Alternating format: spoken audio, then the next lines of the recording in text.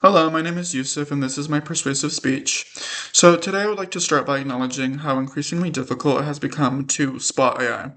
Um, Recent studies have shown that misinformation spread by AI tends to spread 10 times faster than normal news outlets, and most people can't even tell the difference. So, today I would like to argue about the importance of AI regulation and why it needs to be enforced. So first I'm going to talk about the problems that come with AI, and then I will talk about the things that cause these problems before finally explaining solutions to solving these problems. So let's begin with talking about the problems that come with AI. So firstly, misinformation from AI spreads rapidly and it's hard to detect. The rise of these incredibly real-looking fake news sources and images and videos has caused people to blindly believe whatever they see on the internet. In the article, Countering AI-generated misinformation with preemptive source discreditation and debunking, the article talks about how this misinformation spread by AI is often undetected because people don't know how to detect misinformation spread by AI. Spring 2025. This is mainly due to how fast AI is advancing. People don't have the knowledge and the resources to detect when something is real or fake. Another problem that comes from AI is how some AI systems are biased. When some AI systems are being developed, or by the way that they're developed, it creates certain biases to certain groups of people. In the article, Fairness and Bias in Artificial Intelligence: A Brief Survey of Sources, Impacts, and Mitigation Strategies, it talks about how these biases created by these AI systems tend to be discriminatory and unfair towards certain users. Ferraro 2024.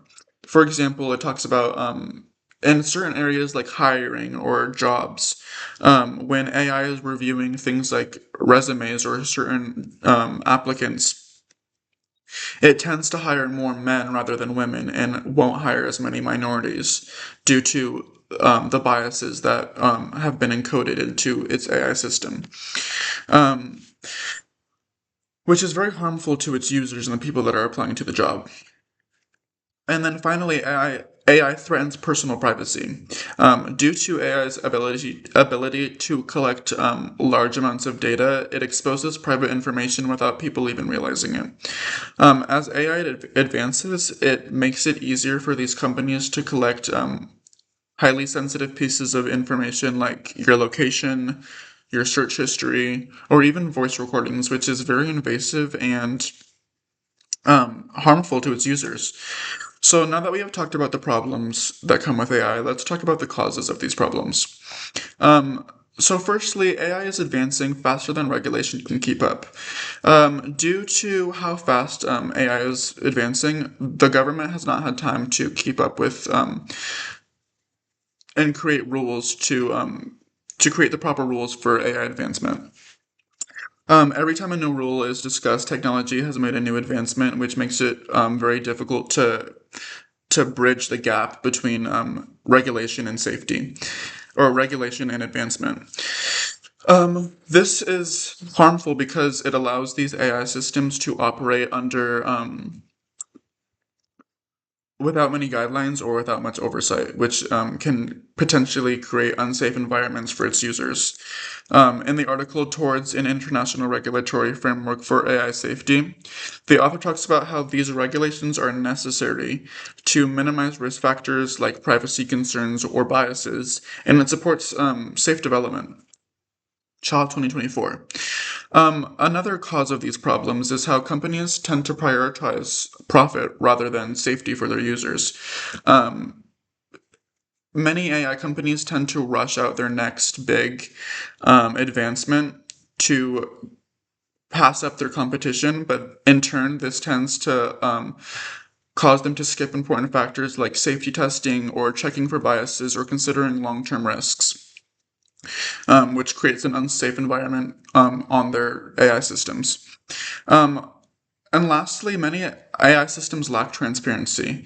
Um, a lack of transparency means that you can't find out how these AI systems are getting the answers that they're providing, and this is very harmful because it makes it more difficult to fix errors. For example, when a AI produces misinformation, you can't track how it's getting this misinformation, and you can't. It makes it harder to detect biases as well. In an article, a systematic review of regulation strategies and transparency mandates in AI regulation, the author explains how regulations are used in different countries and how this transparency is necessary in mitigating harmful AI use.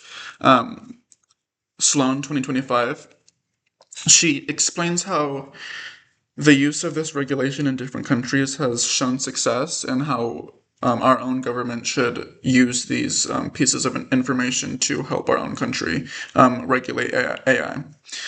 So now that we have discussed the causes, let's explain solutions to solving these problems. So in the article, How to Regulate AI, the author shares multiple ways how individuals can push for AI regulation on even if it's on a minuscule level. For example, you can fact-check information that you get. You can use AI as a supporting tool, not a tool that you're going to rely on all the time. And you can raise awareness about ethical AI use and regulation. Bowles, 2025. As a society, we can help push AI regulation by encouraging schools to teach about media literacy. We can encourage them to teach about ethical AI use. We can promote local businesses to use transparency, and we can support local like nonprofits that support that support researching ethical AI use. As a government, many solutions can be used. For example, requiring AI transparency from companies, or requiring a label when something is produced by AI, or strengthening data privacy, among many other things. So, in conclusion, today I informed you about the importance of AI regulation. First, I talked about the problems that come with AI, and then I talked about the causes of these problems. And then I explained solutions to solving these problems.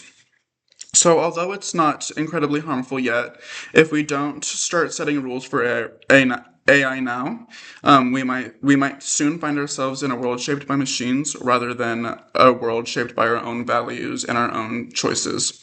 So that was my speech, and thank you for listening. Bye.